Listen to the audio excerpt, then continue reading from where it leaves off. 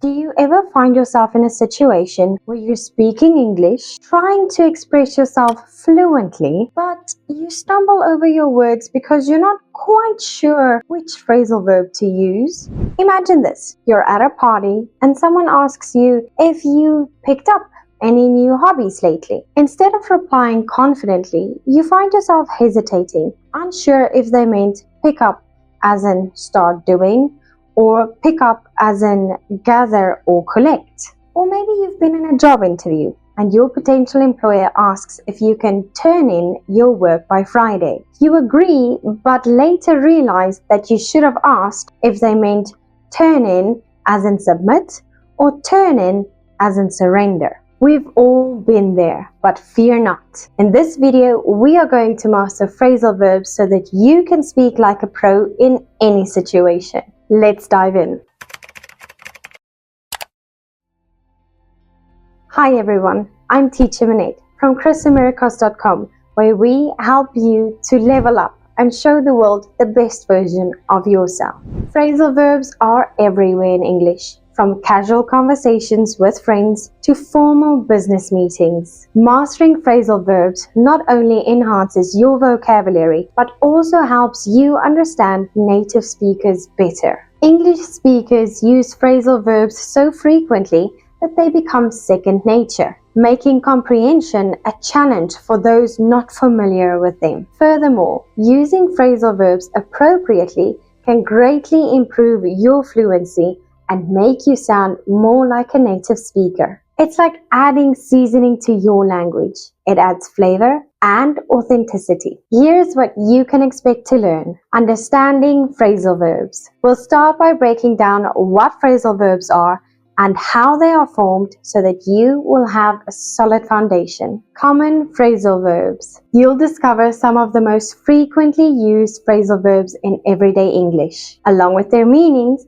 and examples of how to use them in context. Tips for mastery. I'll share some effective strategies for memorizing and using phrasal verbs confidently in your speech. Avoiding common mistakes. We'll discuss common pitfalls and misunderstandings when using phrasal verbs, helping you steer clear of these errors. Advanced phrasal verbs and idioms. For those looking to take their English to the next level, we'll explore some more advanced phrasal verbs and idiomatic expressions. Practice exercises and quiz. You'll have the opportunity to put your knowledge to the test with interactive exercises and a quiz to reinforce what you've learned. By the end of this video, you'll feel more confident using phrasal verbs in your everyday conversations, presentations, and writing, allowing you to speak English like a pro.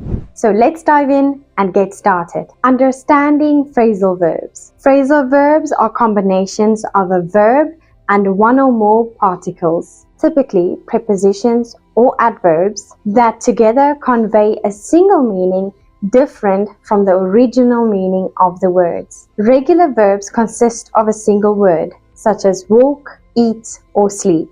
Phrasal verbs, on the other hand, are formed by combining a verb with one or more particles, such as prepositions or adverbs. For example, regular verb, she walked to the store. Phrasal verb, she walked into the room. In the phrasal verb walk into, walk is the main verb and into is the particle. Together, they create a specific meaning, entering a room, that is different from the individual meanings of walk and into. Another difference lies in their structure and how they function in a sentence. Regular verbs typically follow a simple subject-verb-object structure, while phrasal verbs often require the object to come after the particle. For example, regular verb, he turned the lights off. Phrasal verb, he turned off the lights. In the phrasal verb turn off, turn is the main verb, off is the particle, and the lights is the object. The object, the lights, come after the particle off, which is typical of phrasal verbs. Overall, phrasal verbs add depth and versatility to the English language, allowing speakers to express a wide range of actions and concepts more precisely and vividly. Understanding and mastering phrasal verbs is essential for achieving fluency and naturalness in English communication. Breakdown of components. Phrasal verbs consist of two main components, a verb and a preposition or adverb. Let's break down each component and understand how they form different meanings. Verb. The verb is the main action or concept in the phrasal verb. It provides the core meaning of the expression. Examples of verbs commonly used in phrasal verbs include run, take, put, get, go, etc. For example, run in, run into, run out, etc. Take in, take off, take on, etc. Put in, put up with, put off, etc. Preposition or adverb. The preposition or adverb adds additional meaning or direction to the verb. It can change the meaning of the verb, creating a new expression with a specific context. Prepositions commonly used in phrasal verbs include in, out, up, down, on, off, etc. Adverbs can also be used, such as away, along, over, about, back, and so on. For example, into and run into changes the meaning of run to encounter unexpectedly. Off and take off changes the meaning of take to begin flying or remove. Up and put up with changes the meaning of put to tolerate or endure.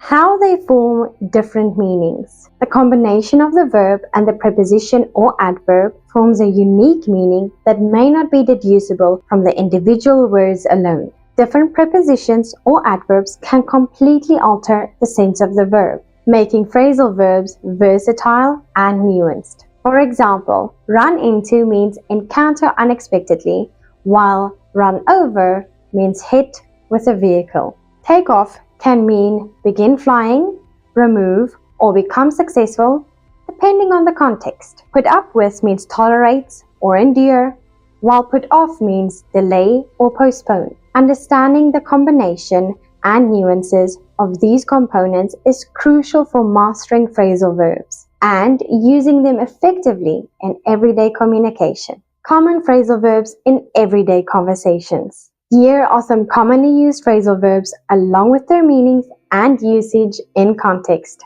Come across, meaning to find or encounter someone or something unexpectedly. For example, I came across an old friend at the supermarket yesterday.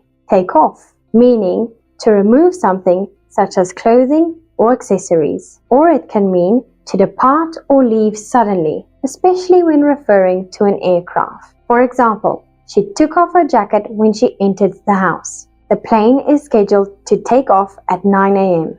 Get along, meaning to have a good relationship with someone, to be compatible or friendly. For example, despite their differences, they get along quite well.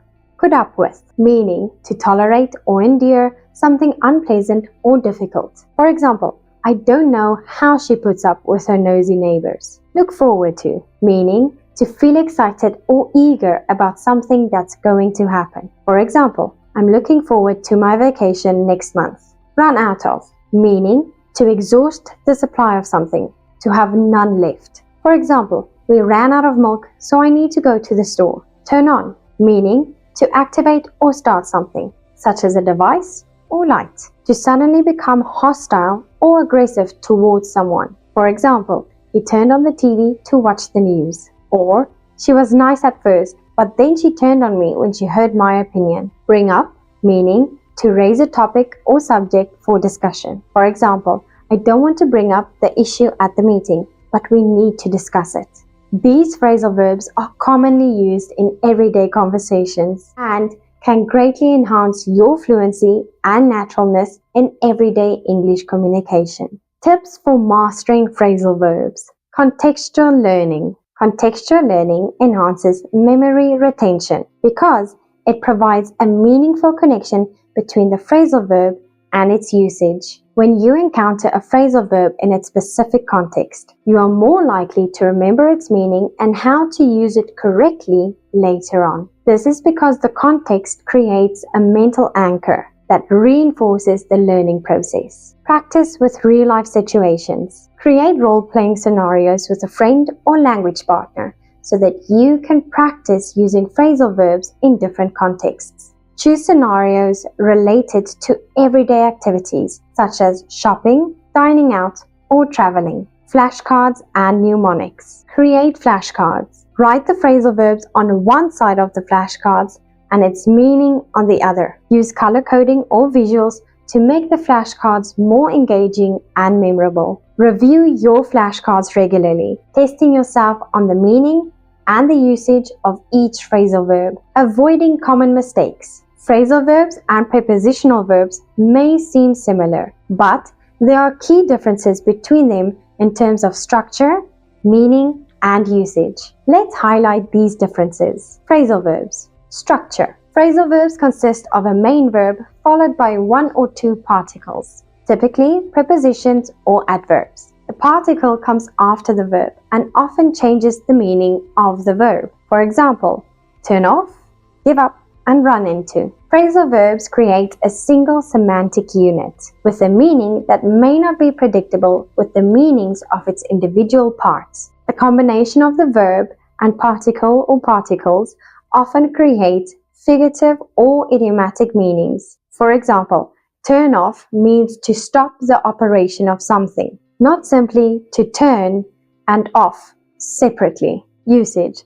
Phrasal verbs are commonly used in both formal and informal English, but they are more prevalent in spoken language and casual writing. They are versatile and can be used in various contexts and registers. Prepositional verbs. Structure. Prepositional verbs consist of a main verb followed by a preposition. The preposition comes after the verb and is followed by its object. For example, agree with, depend on, and look after. Meaning.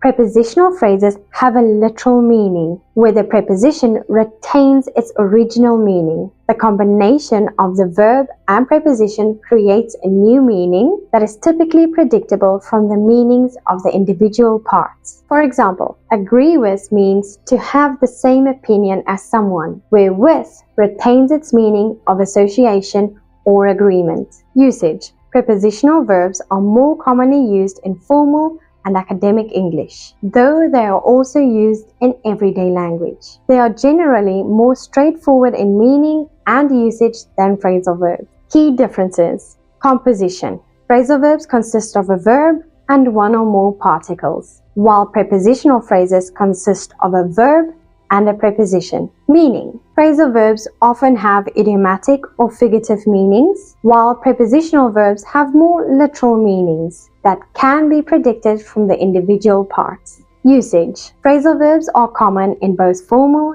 and informal English, where prepositional verbs are more common in formal contexts, but are also used in everyday language. In summary, while both prepositional verbs and phrasal verbs involve combining a verb with another element, understanding their structural and semantic differences is essential for using them accurately and appropriately in English. While phrasal verbs are a natural and essential part of English language, overusing them can lead to several drawbacks, making speech sound informal or confusing. Here's why. Informality. Phrasal verbs are more common in spoken and informal English. Overusing them in formal or professional contexts can make your speech or writing seem too casual or even inappropriate. For example, in a business meeting or academic presentation, relying heavily on phrasal verbs might give the impression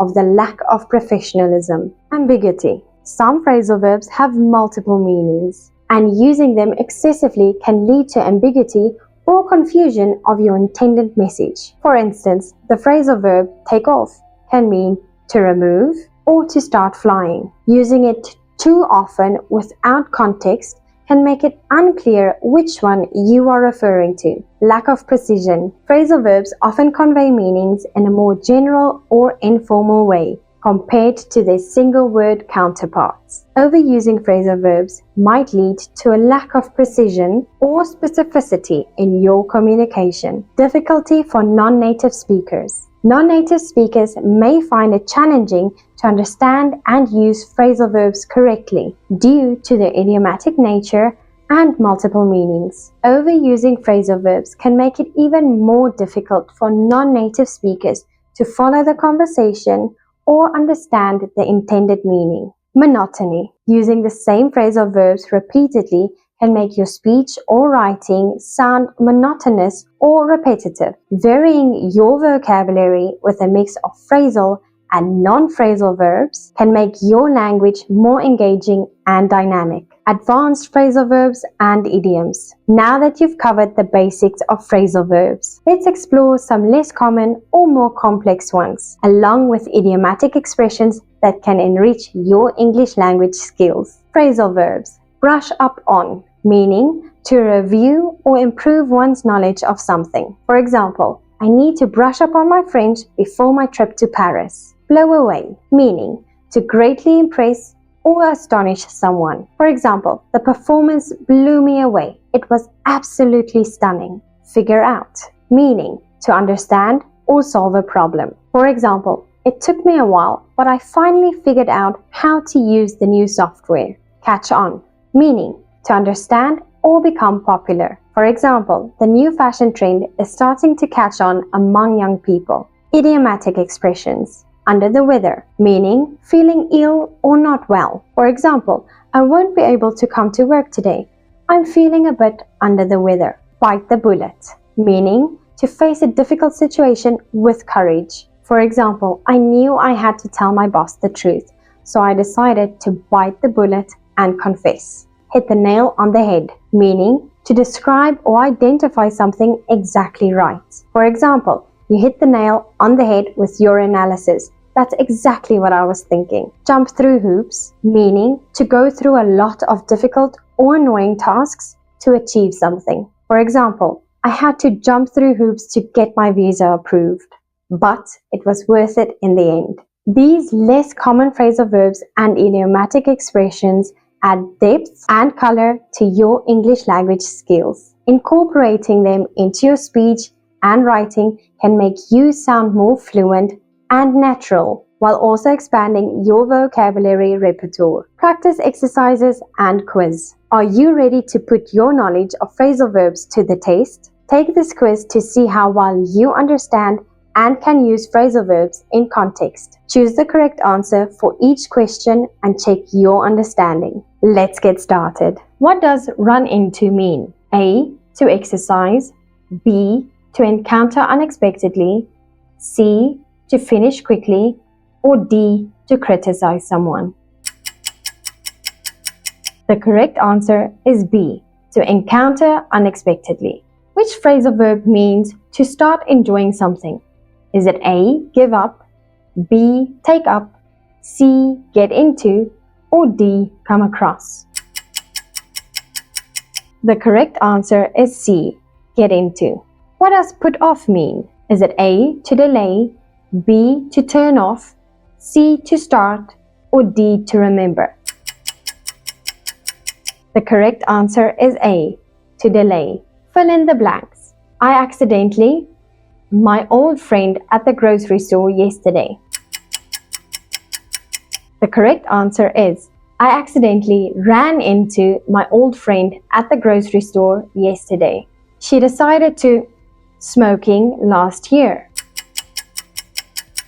The correct answer is she decided to give up smoking last year. Congratulations on completing the quiz. You're on your way to mastering phrasal verbs and enhancing your English fluency. Remember, practice makes perfect. So keep incorporating phrasal verbs into your conversations and writing to improve your language skills. By using phrasal verbs more regularly, you'll become more comfortable with them and sound more natural when speaking English. Don't be afraid to experiment with new phrasal verbs and idiomatic expressions. Each one you learn brings you closer to fluency. If you enjoyed this video and want more language learning tips, subscribe to our channel for regular updates. We'll provide you with valuable resources to help improve your English skills. If you want to learn more, go to our website, chrisamericas.com.